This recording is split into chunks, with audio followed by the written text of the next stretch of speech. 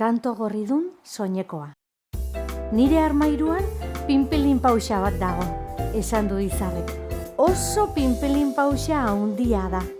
Gira eta biraka dabil nire soinekoen artean. Amatxo Malenek dio uxatu egin behar dugula. Bestela, nire tanto gorridun soinekoa jan egingo duela.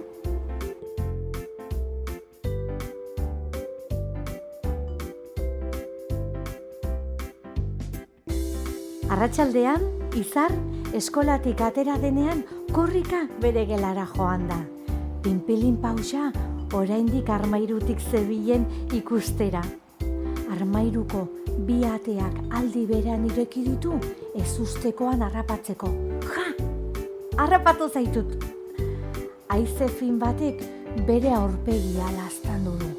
Eta bapatean armairuan dauden soineko guztiak aurpegitik, inguruan, atzetik, denak batera gainean zituen.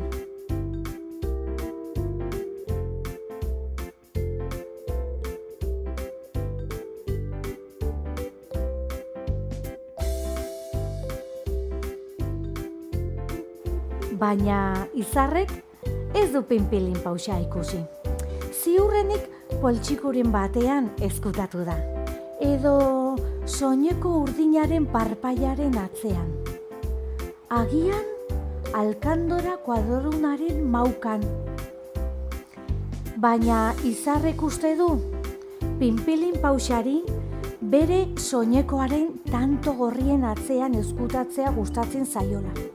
Eta honek asko kezkatzen du Izar. Amatxo Sarak dio, soineko hori hainbeste gustatzen bazaio, momenturen batean oskadaren bat emango diola.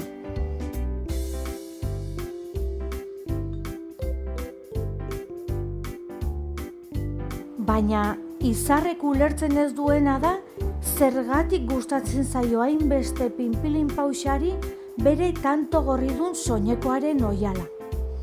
Agian, tanto gorriek marrubi zaporea dute, eta horregatik gustatzen zaio.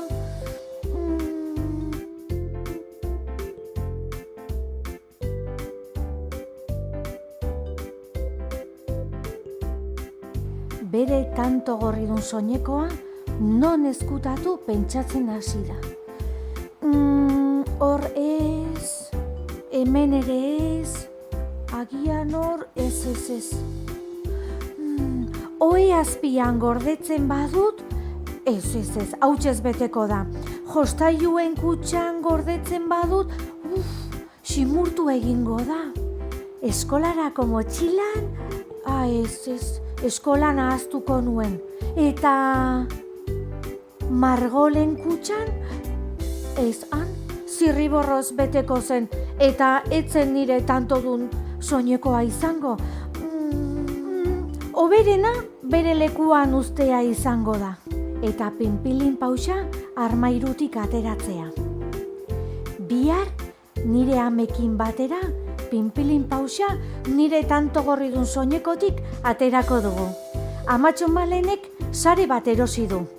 Pinpilin pausa harrapatu eta minik ez egiteko, eta ondoren leihotik kanpora askatuko dugu.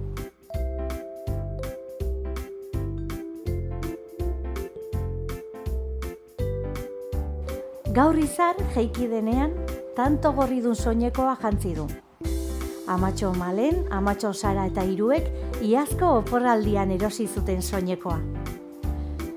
Hiruak armairuaren parean jarri dira sarearekin prest. Eta 1, 2 eta 3 kontatutakoan, armairuaren 2 ateak ireki dituzte.